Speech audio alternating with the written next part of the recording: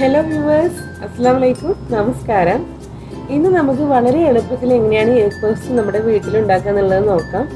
ഞാനിപ്പോൾ ഇവിടെ ഉണ്ടാക്കുന്നത് നമ്മളെ റെഡിമെയ്ഡ് ആയിട്ടുള്ള പഫ് പാസ്ട്രി വെച്ചിട്ടാണ്. പക്ഷെ ഇതില്ലാതെ നമുക്ക് പഫ്സ് വീട്ടിലുണ്ടാക്കാം, ഓവനിലും അതുപോലെ ഓവൻ ഇല്ലാതെയൊക്കെ ഉണ്ടാക്കാം. അപ്പോൾ ഇതിലേക്ക് നമുക്ക് വേണ്ടത് എഗ്ഗ് ഒന്ന് പുഴുങ്ങി വെക്കണം ആദ്യം. അപ്പോൾ ഞാനിവിടെ 4 എഗ്ഗ് പുഴുങ്ങി വെച്ചിട്ടുണ്ട്.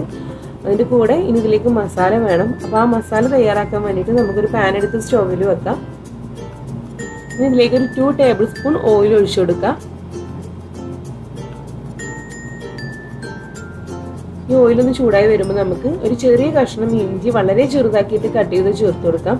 നന്നായിട്ട് ചതച്ചിട്ടും ചേർത്ത് കൊടുക്കാം, അതല്ലെങ്കിൽ നല്ലപോലെ ചെറുതാക്കിയിട്ട് ചേർത്ത് കൊടുക്കാം. ഇതിൻ്റെ കൂടെ ഒരു വലിയ പച്ചമുളക് വട്ടത്തിൽ കട്ട് ചെയ്തിട്ട് കൂടി ചേർത്ത് കൊടുക്കാം. അപ്പോൾ നമുക്ക് എരിവിനനുസരിച്ചിട്ട് പച്ചമുളക് ചേർക്കാം. ഇനി ഇതിലേക്ക് നമ്മൾ മുളക് പൊടി കൂടി ആഡ് ചെയ്യും. അപ്പോൾ എരിവ് കറക്റ്റ് ചെയ്യുക, നിങ്ങളുടെ ടേസ്റ്റിനനുസരിച്ചിട്ട് പച്ചമുളകും മുളക് പൊടിയും ചേർക്കാം. ഇനി ജസ്റ്റ് ഇതൊന്ന് സോട്ട് ചെയ്ത് കൊടുക്കാം. ഇതിലേക്ക് 2 മീഡിയം സൈസ് ആയിട്ടുള്ള സവാള വളരെ തിന്നാക്കിയിട്ട് കട്ട് ചെയ്ത് ചേർത്ത് കൊടുക്കാം. അപ്പോൾ നമ്മൾ എത്രത്തോളം പഫ്സ് ഉണ്ടാക്കാൻ വിചാരിച്ചിട്ടുണ്ടോ അതിനനുസരിച്ചിട്ട് നമ്മൾ മസാല ഉണ്ടാക്കിയെടുക്കണം. അപ്പോൾ അതിനനുസരിച്ചിട്ട് സവാളയുടെ ക്വാണ്ടിറ്റിയിൽ വ്യത്യാസം വരും. ഇനി ഇതിലേക്ക് കുറച്ച് ഉപ്പ് ചേർത്തിട്ട് നന്നായിട്ട് ഇതിനൊന്ന് വഴറ്റിയെടുക്കാം. അപ്പോൾ നമ്മൾ ഈ എഗ് റോസ്റ്റിലൊക്കെ ചെയ്യുന്ന പോലെ ഒത്തിരി സവാള വഴഞ്ഞിട്ട് കുഴഞ്ഞു പോകേണ്ട ആവശ്യമില്ല. കാരണം നമ്മളിത് എഗ് പഫ്സിനകത്ത് ചേർത്തതിന് ശേഷം നമ്മളിത് ബേക്ക് ചെയ്യുമ്പോൾ ഈ ഒരു സവാള നന്നായിട്ട് ഡ്രൈ ആയിട്ട് ഒരു ഉണങ്ങിയ പോലെ തോന്നും, ഒത്തിരി അങ്ങോട്ട് നമ്മൾ ഇപ്പോഴേ വഴറ്റി കഴിഞ്ഞാൽ. അപ്പോൾ ഓൾമോസ്റ്റ് ഒന്ന് കുഴഞ്ഞത് അതുപോലെ ഒരു പരുവാണ് സമയത്ത് നമുക്ക് ഇതിലേക്ക് മസാലപ്പൊടികൾ ചേർക്കാം.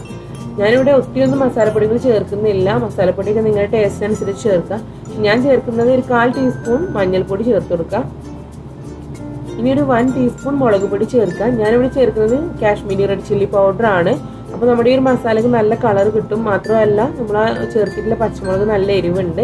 അപ്പോൾ ഈ ഒരു മുളക് പൊടി നമ്മൾ നോർമലായിട്ടുള്ള മുളക് പൊടി ചേർത്ത് കഴിഞ്ഞാൽ ഒത്തിരി എരിവാകും. അപ്പോൾ അതിന് വേണ്ടിയിട്ട് ഞാനിവിടെ 1 ടീസ്പൂൺ കാശ്മീരി റെഡ് ചില്ലി പൗഡറാണ് ചേർക്കുന്നത്. ഇനി ഇതിൻ്റെ കൂടെ ഒരു 1/4 ടീസ്പൂണിലും കുറവ് ഗരം മസാല ചേർക്കാം. ഇനി അത് അവോയ്ഡ് ചെയ്യുന്നവർക്ക് അത് അവോയ്ഡ് ചെയ്യുക, കുരുമുളക് പൊടി മാത്രമായിട്ടും ചേർക്കാം. ഞാനിവിടെ കുറച്ച് ചേർക്കുന്നുണ്ട്, ഒരു 1/4 ടീസ്പൂണിനും കുറവാണ് ചേർത്തിട്ടുള്ളത്. അതുപോലെ തന്നെ ഒരു 1/4 ടീസ്പൂണിനും കുറവ് മല്ലിപ്പൊടിയും ചേർക്കാം. ഇതിന്റെ രണ്ടിന്റെയും ടേസ്റ്റ് മുന്നിട്ട് നിൽക്കരുത്. നന്നായിട്ട് ഇതൊന്ന് വഴറ്റി കൊടുക്കാം. ജസ്റ്റ് നമ്മളെ ചേർത്തിട്ടുള്ള ഓയിൽ ഒന്ന് തെളിഞ്ഞു വരുന്ന ഒരു ടൈം ആവണ വരെ വഴറ്റി കൊടുക്കാം. ഒത്തിരി വഴറ്റി കുഴഞ്ഞു പോകേണ്ട ആവശ്യമില്ല. ഇതിലേക്ക് കുറച്ച് കറിവേപ്പില കട്ട് ചെയ്ത് ചേർത്ത് കൊടുക്കാം. ഇതിന്റെ കൂടെ മല്ലിയില ചേർക്കുന്നവരുണ്ട്, പക്ഷെ നമുക്ക് ബേക്കറിയിൽ നിന്ന് കിട്ടുന്ന പഫ്സ് ടേസ്റ്റ് ചെയ്തിട്ട് ഇതുവരെ ഒരു മല്ലിയിലിന്റെ ടേസ്റ്റ് എനിക്ക് കിട്ടിയിട്ടില്ല. ഞാനിപ്പോൾ ഇവിടെ കറിവേപ്പില മാത്രമാണ് ചേർക്കുന്നത്. ഇതിലേക്ക് ആവശ്യത്തിന് കുറച്ചുകൂടെ ഉപ്പ് ചേർത്ത് കൊടുക്കാം. ഇതിലിപ്പോൾ ഉപ്പ് കുറച്ച് കുറവാണ്. ഇനി നന്നായിട്ട് ഇതൊന്ന് വഴറ്റിയെടുക്കാം. അപ്പോൾ നമ്മൾ വലുതായിട്ട് കട്ട് ചെയ്തിട്ടുള്ള ഏതെങ്കിലും സവാളയൊക്കെ ഉണ്ടെങ്കിൽ നന്നായിട്ട് ഇതൊന്ന് സോട്ട് ചെയ്യുമ്പോൾ തന്നെ ഒന്ന് വഴറ്റിയെടുക്കാം. അപ്പോൾ നമ്മുടെ മസാല റെഡി ആയിട്ടുണ്ട്. നന്നായിട്ട് ആ ഒരു ഓയിലൊന്ന് തെളിഞ്ഞു വന്നിട്ടുണ്ട് ഇതുപോലെ.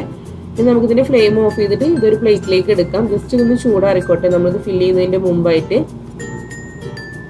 ഇനി നമുക്ക് ബാക്കി നമ്മുടെ പഫ്സിലേക്ക് ആവശ്യമായിട്ടുള്ളത് എന്തൊക്കെയാന്ന് നോക്കാം. അപ്പോൾ ഞാനിവിടെ 4 എഗ്ഗാണ് പുഴുങ്ങി വെച്ചിട്ടുള്ളത്. ഒരു എഗ്ഗിനെ പുഴുങ്ങിയതിന് ശേഷം ഒന്ന് കട്ട് ചെയ്തിട്ടുണ്ട്. അപ്പോൾ 2 ആക്കി ഡിവൈഡ് ചെയ്തിട്ടുണ്ട്. അങ്ങനെ നമുക്ക് 4 എഗ്ഗ് കൊണ്ട് 8 പഫ്സ് നമുക്ക് തയ്യാറാക്കാനായിട്ട് പറ്റും. അപ്പോൾ നമ്മുടെ എഗ്ഗ് റെഡിയാണ്. പിന്നെ അതുപോലെ മസാല റെഡിയാണ്. ഈ ഒരു നല്ലൊരു കളർ കിട്ടിയിട്ടുള്ളത് ഇതിൽ നമ്മൾ ചേർത്തിട്ടുള്ളത് കാശ്മീരി റെഡ് ചില്ലി പൗഡർ ആണ്. അതുകൊണ്ടാണ് നല്ലൊരു കളർ ഈ ഒരു മസാലയ്ക്ക്. അപ്പോൾ നമ്മുടെ മസാലയും റെഡിയായി. പിന്നെ നമുക്ക് വേണ്ടത് പഫ്സിന്റെ ഷീറ്റാണ്. ഞാനിപ്പോൾ ഇവിടെ വാങ്ങിച്ചിട്ടുള്ളത് ഞാൻ പറഞ്ഞല്ലോ റെഡിമെയ്ഡ് ആയിട്ടുള്ള പഫ് ഷീറ്റാണ്. ഇതില്ലാതെ നമുക്ക് പഫ്സ് ഉണ്ടാക്കിയെടുക്കാൻ പറ്റും. ഞാനിവിടെ 8 പഫ് ഷീറ്റ് എടുത്തിട്ടുണ്ട്. ഇതുപോലുള്ള പഫ് ഷീറ്റാണ് എടുത്തിട്ടുള്ളത്. ഇതിപ്പോൾ നമുക്ക് എല്ലാ ഹൈപ്പർ മാർക്കറ്റിലും സൂപ്പർ മാർക്കറ്റിലൊക്കെ അവൈലബിൾ ആയിട്ടുള്ളതാണ്. ഞാൻ എടുത്തിട്ടുള്ളതിൽ 9 പീസ് ഉണ്ട് ഇതിനകത്ത്. പക്ഷെ ഞാൻ 8 എണ്ണേ ഉണ്ടാക്കുന്നുള്ളൂ. അതുപോലെ ഇത് വീറ്റിന്റെ ആണ്, നമ്മുടെ ഗോതമ്പൊടി കൊണ്ടുള്ളതാണ്. അപ്പോൾ ഇതിൽ കറക്റ്റ് ആയിട്ട് ഇതിന്റെ ബേക്കിംഗ് ടൈം എല്ലാം കൊടുത്തിട്ടുണ്ട്. ഈ ഒരു പാക്കറ്റിന്റെ പുറത്ത് കൊടുത്തിട്ടുണ്ടാവും എത്ര ബേക്കിംഗ് ചെയ്യണം ഈ ഒരു പഫ് ഷീറ്റ് വെച്ചിട്ട് ഉണ്ടാക്കുമ്പോൾ എന്നുള്ളതൊക്കെ കൊടുത്തിട്ടുണ്ട്. അപ്പോൾ അതൊക്കെ എല്ലാവരും ശ്രദ്ധിക്കുക. ഓവനിൽ എത്ര ടൈം വേണം എന്നുള്ളതൊക്കെ ഉണ്ട്. ഇതിൻ്റെ അകത്തുള്ള ഇൻഗ്രീഡിയൻസ് ഒക്കെ ഉണ്ട്. അപ്പോൾ അതുപോലെ 8 പഫ് ഷീറ്റാണ് ഞാൻ എടുത്തിട്ടുള്ളത്. അപ്പോൾ ഫ്രിഡ്ജിൽ നമ്മൾ ഫ്രീസറിലാണ് ഇത് സ്റ്റോർ ചെയ്യുക. അപ്പോൾ നല്ല കട്ടിയായിട്ടായിരിക്കും ഇതിരിക്കുക. അപ്പോൾ നമ്മൾ കുറച്ച് ഉണ്ടാക്കുന്നതിന് കുറച്ച് മുമ്പ് അത് പുറത്ത് വെച്ചിട്ട് നമ്മുടെ റൂം ടെമ്പറേച്ചർ ആവുന്നവരെ വെയിറ്റ് ചെയ്യുക. അതിനുശേഷം നമ്മൾ എടുക്കുമ്പോഴും ഇത് ചെറുതായിട്ടൊരു നനവ് ഉണ്ടാവും. അപ്പോൾ നമുക്ക് ആ ഒരു നനവിൽ നമ്മൾ ഫില്ലിങ്സ് വെച്ച് ഒട്ടിക്കുന്ന സമയത്ത് അതിൻ്റെ സൈഡൊക്കെ ചിലപ്പോൾ പൊട്ടിപ്പോരുക, നമ്മൾ കയ്യിൽ പോരുകയൊക്കെ ചെയ്യും. അപ്പോൾ അതൊന്ന് അവോയ്ഡ് ചെയ്യാൻ നമുക്കതൊന്ന് പരത്തിയെടുക്കണം. ഇനി നമുക്ക് ഈ ഓരോ പഫ് ഷീറ്റും കുറച്ച് മൈദയോ അതല്ലെങ്കിൽ ഗോതമ്പൊടിയോ ഒന്ന് തൂവിയിട്ട് ജസ്റ്റ് ഒന്ന് പരത്തിയെടുക്കാം. ആ നനവൊന്ന് പോയി കിട്ടും വേണം. അതുപോലെ തന്നെ നമ്മൾ ഇതിനകത്ത് കുറച്ച് കൂടുതലൊക്കെ ഫില്ലിങ്സ് വെക്കാൻ ഉദ്ദേശിച്ചിട്ടുണ്ടെങ്കിൽ ഈ ഒരു സൈസ് നമുക്ക് നന്നായിട്ട് വലിച്ചൊക്കെ ഒട്ടിക്കേണ്ടി വരും. അപ്പോൾ എനിക്ക് തോന്നുന്നത് കുറച്ചുകൂടി പെർഫെക്റ്റ് ആയിട്ട് ചെയ്യാൻ പറ്റും നമുക്ക് ജസ്റ്റ് ഇതൊന്ന് പരത്തിയെടുക്കാം. അതുപോലെ എല്ലാ പഫ് ഷീറ്റും ഞാൻ പരത്തിയെടുത്തിട്ടുണ്ട്. നമുക്ക് ഇതിലേക്കൊരു 1 ടീസ്പൂണും വേണ്ട, കുറച്ച് മൈദപ്പൊടി കുറച്ച് വെള്ളത്തിലൊന്ന് മിക്സ് ചെയ്യുക, അതിൻ്റെ സൈഡൊക്കെ ഒന്ന് സ്റ്റിക്ക് ചെയ്ത് നിൽക്കാൻ വേണ്ടിയിട്ട്. ഇനി നമുക്ക് ഇതിനകത്ത് ഫില്ലിങ്സ് വെച്ച് തുടങ്ങാം. അപ്പം ഞാൻ അത്യാവശ്യം ഫില്ലിങ്സ് വെക്കുന്നതുകൊണ്ടാണ് ജസ്റ്റ് അതിനൊന്ന് പരത്തിയെടുത്തത്. ഒത്തിരി ഒന്നും പരത്തിയിട്ടില്ല, വളരെ ചെറുതായിട്ടൊന്ന് 4 സൈഡ് ഒന്ന് പരത്താം. നിങ്ങൾ കുറച്ചൊക്കെ ഫില്ലിങ്സ് വെക്കാൻ ഉദ്ദേശിച്ചിട്ടുള്ളൂ എങ്കിൽ കുഴപ്പമില്ല, അത് പരത്തേണ്ട ആവശ്യമൊന്നുമില്ല.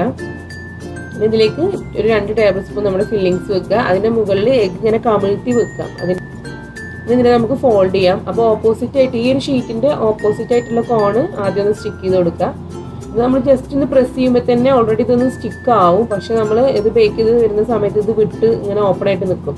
അപ്പോൾ അതൊന്ന് അവോയ്ഡ് ചെയ്യാനാണ് ഞാനിവിടെ ഒരു മൈദയുടെ പേസ്റ്റ് വെച്ചിട്ടൊന്ന് സ്റ്റിക്ക് ചെയ്തെടുക്കുന്നത്. അപ്പോൾ നമുക്കിത് ബേക്ക് ചെയ്തെടുക്കുന്ന സമയത്ത് കുറച്ചുകൂടെ പെർഫെക്ഷനും കിട്ടും.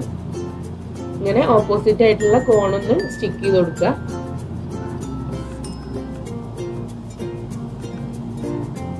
ഇതുപോലെ 2 സൈഡും സ്റ്റിക്കായി. ഇപ്പോഴും ഇതിൻ്റെ എഡ്ജസ് ഒക്കെ ഉണ്ടല്ലോ ഇതുപോലെ ഓപ്പൺ ആണ്. അപ്പോൾ നമുക്ക് അവിടെയൊക്കെ ഒന്ന് വല്ലാണ്ട് വിട്ട് വരുന്നതൊന്ന് അവോയ്ഡ് ചെയ്യാൻ വേണ്ടിയിട്ട് കുറച്ച് മൈദ വെച്ചിട്ടൊന്ന് ഒട്ടിച്ചു കൊടുക്കുക.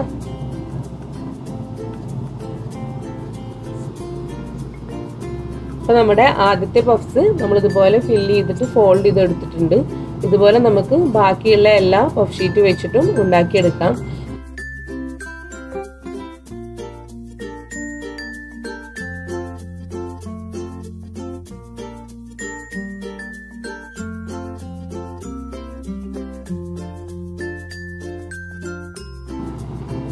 ഇതുപോലെ എല്ലാ പഫ്സും ഇവിടെ റെഡിയാക്കി എടുത്തിട്ടുണ്ട്.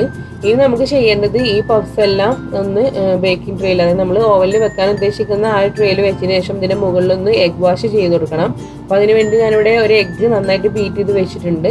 ഇതെല്ലാം ഞാനൊരു ബേക്കിംഗ് ട്രേയിലേക്ക് എടുക്കുകയാണ്. അപ്പോൾ ഈ ഒരു ട്രേയിൽ നമുക്ക് സ്റ്റിക്ക് ചെയ്യുന്നത് അവോയ്ഡ് ചെയ്യാൻ വേണ്ടിയിട്ട് 2 ബട്ടർ പേപ്പർ വെച്ചിട്ടുണ്ട്. നിങ്ങളുടെ നോൺ സ്റ്റിക്കിൻ്റെ ബേക്കിംഗ് ട്രേ കയ്യിലുണ്ടെങ്കിൽ അതിൻ്റെ ആവശ്യമൊന്നുമില്ല, ബട്ടർ പേപ്പർ വെക്കേണ്ട ആവശ്യമൊന്നുമില്ല.